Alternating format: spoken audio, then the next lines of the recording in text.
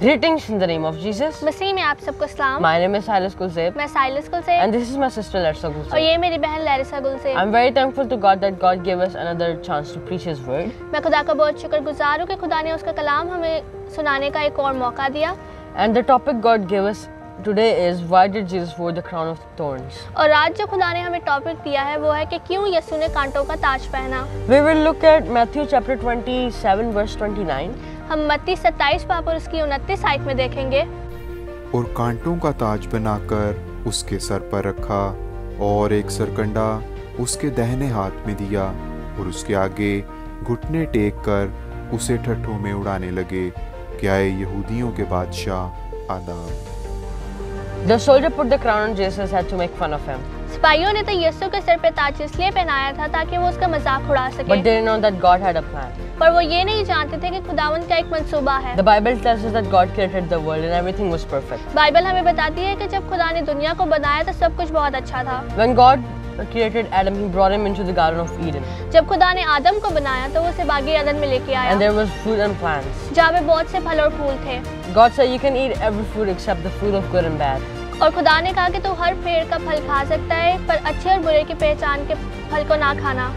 Because the day you will eat it, you will die. क्योंकि जिस दिन तू वो फल खाएगा तू मर जाएगा।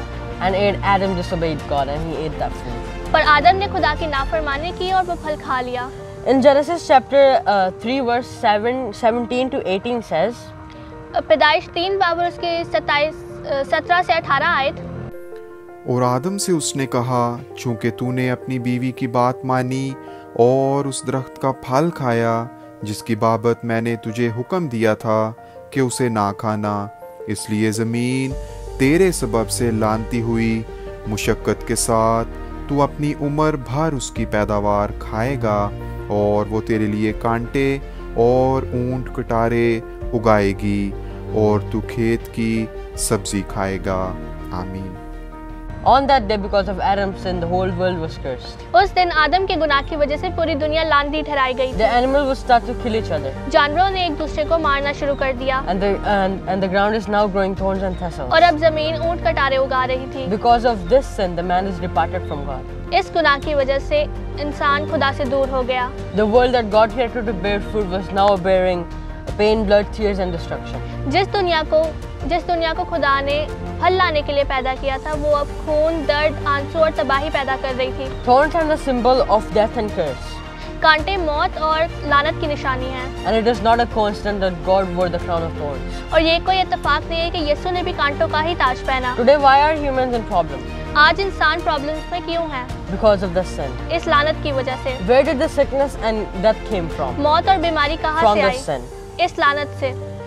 And when Jesus wore the crown of thorn, it was God's plan to free us from the sin.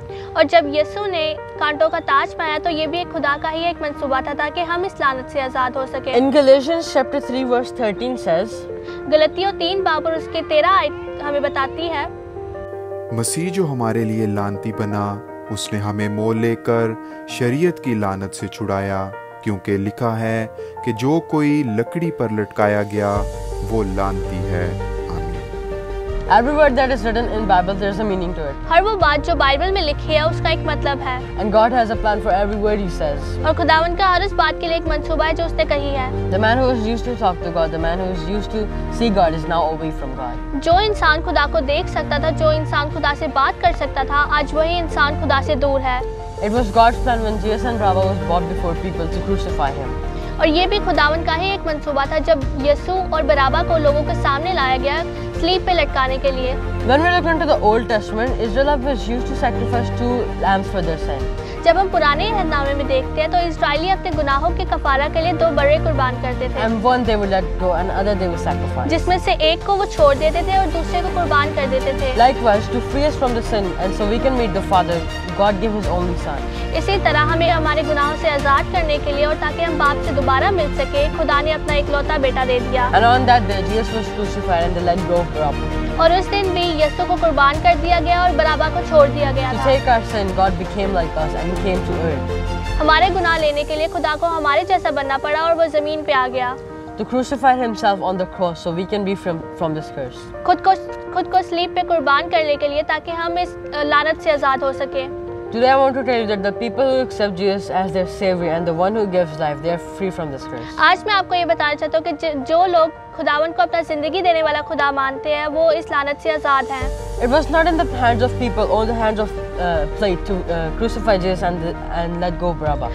ये ना ही लोगों के हाथ में था, ना ही पिलातुस के हाथ में था बराबा को छोड़ देना और यीशु को कुर्बान करना। All it was the plan of God. ये सब खुदा का मंसूबा था That He would be sacrificed so we can be free from this curse. ताकि खुदावन स्लीब पे कुर्बान हो सके और हम इस लानत से आज़ाद हो सके। Today I want to tell you that if you don't accept Jesus as your Savior, आज मैं आपको ये बताना चाहता हूँ कि अगर आपने यीशु को अपने नजात देने वाला एक्सेप्ट नहीं किया then you are still in this curse. तो आप अभी भी इस लानत में हैं। Today if you want to be free from this curse and get blessing from God, आज अगर आप इस लानत से आज़ाद होना चाहते हैं और बरकतों को चाहते हैं you can do all of these things through Jesus Christ. तो आप ये सब यीशु के जरिया से कर सकते हैं।